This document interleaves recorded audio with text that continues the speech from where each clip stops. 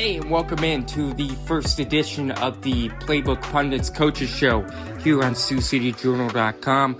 I'm Zach James, sports editor of the Sioux City Journal. Coming up in this episode, we'll talk to a couple coaches previewing the week's games ahead for the weekend.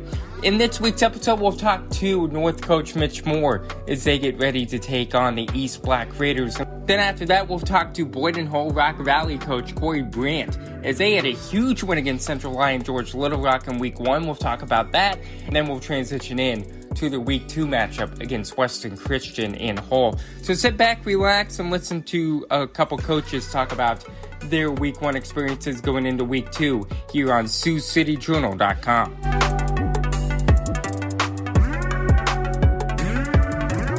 We'll start off with North coach Mitch Mohr as they opened their season with the Thursday night win last week over South Sioux City, and now they shift their focus to the East Black Raiders. I opened up the questioning to Coach Mohr, and the first question I asked him was what he saw on film out of the East defense. We know they have some holes. I mean, every team does. So when you're playing defense, you're gonna have to give up something. They got a lot of athletes in the secondary, but I believe, like I said, our offensive line is good enough that we can establish a good running game.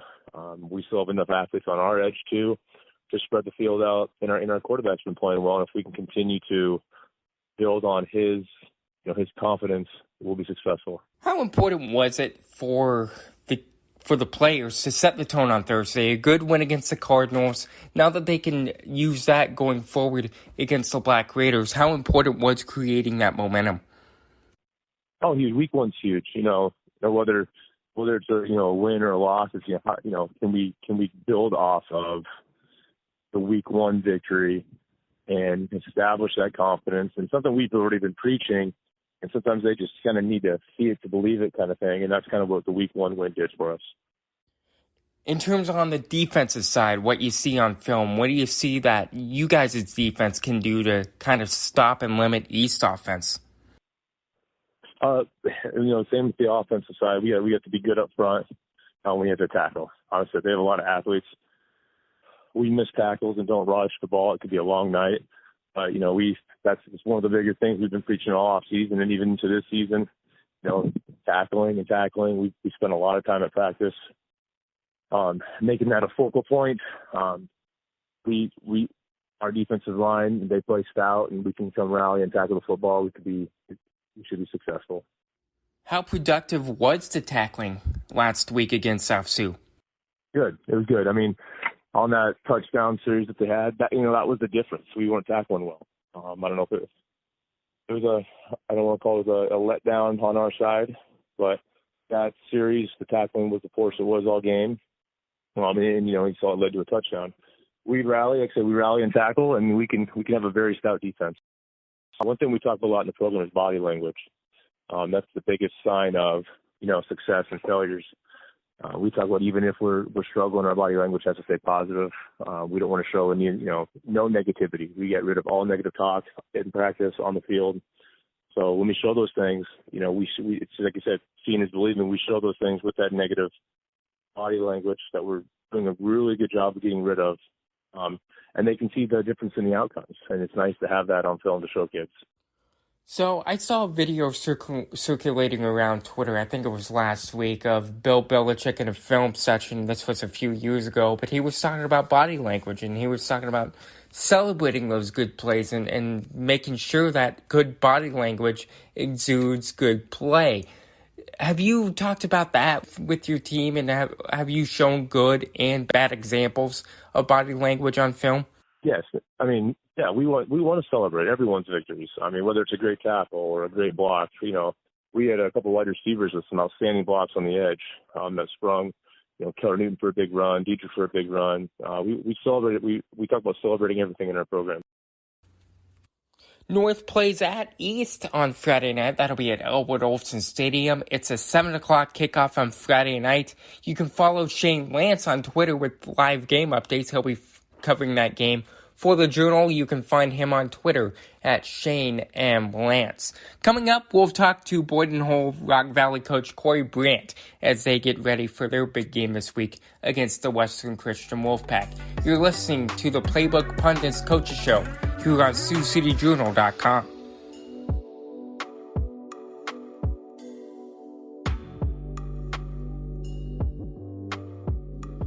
And we're back with Boyden-Hull Rock Valley coach Cory Brandt.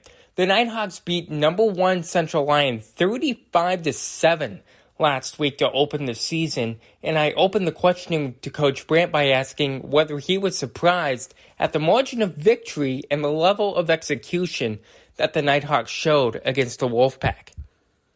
I was very proud of the kids for how they executed the game plan and how they went through and executed exactly what my assistants did such a marvelous job of teaching and coaching them over the course of the last 3 weeks and getting ready for that team.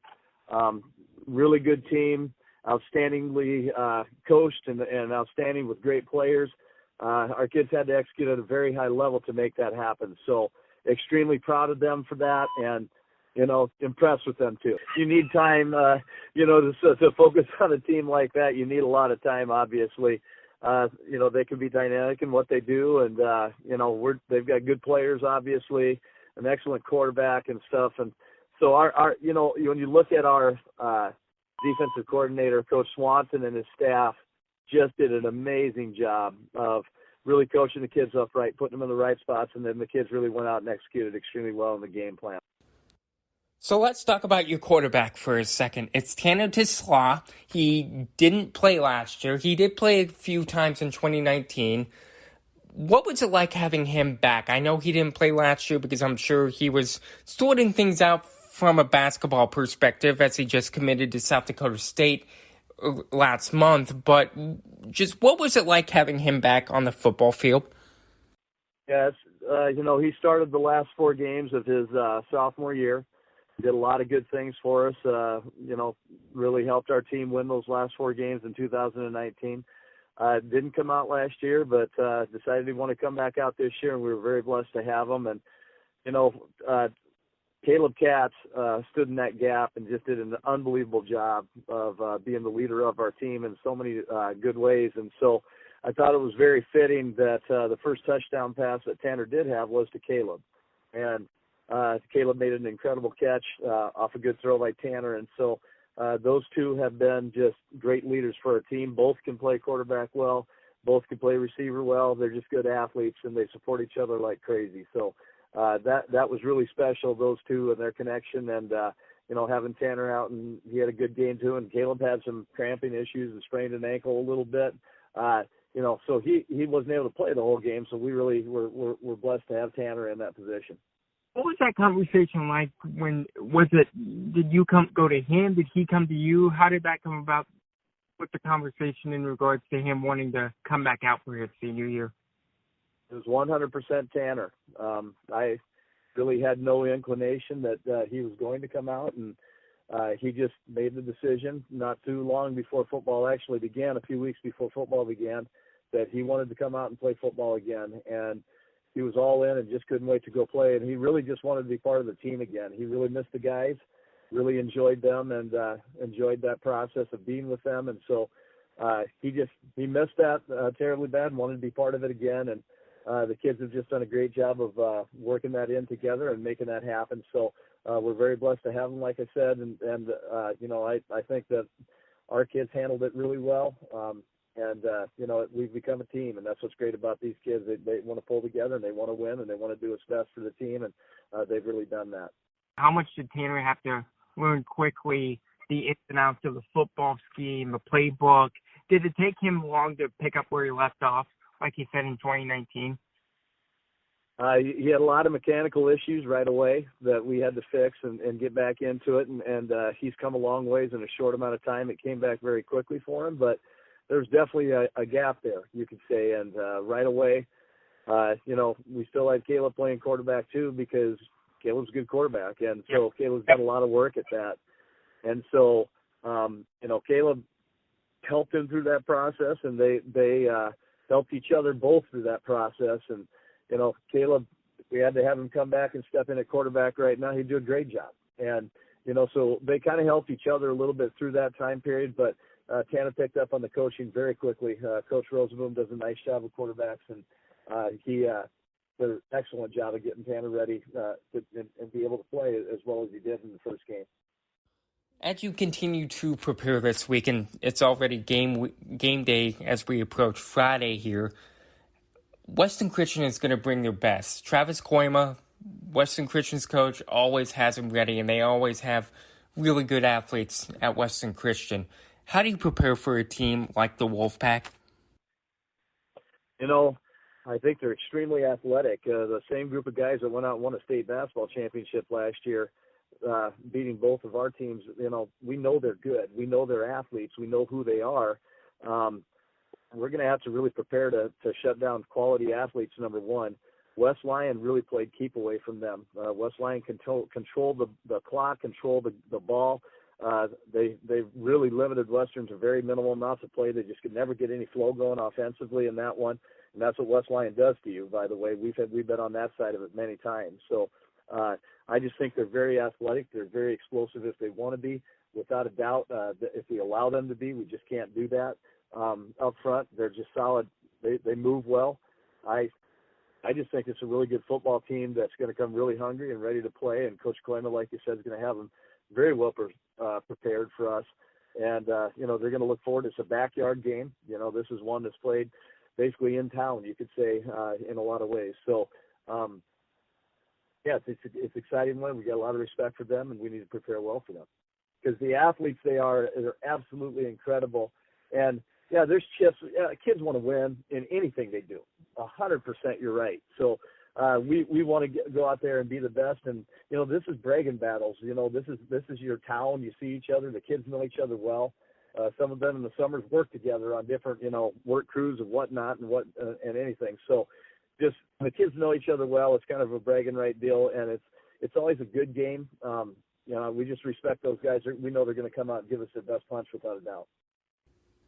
And you can make sure to follow Barry Poets. He'll be at that game on Friday night. That's a 7 o'clock kickoff as well. You can read his gamer coming up in Sunday's edition of the Journal. That'll do it for this edition of the Playbook Pundits Coaches Show here on SiouxCityJournal.com. Make sure to follow us on Twitter at SCJ Sports, and of course the Journal's overall Twitter page at SCJ.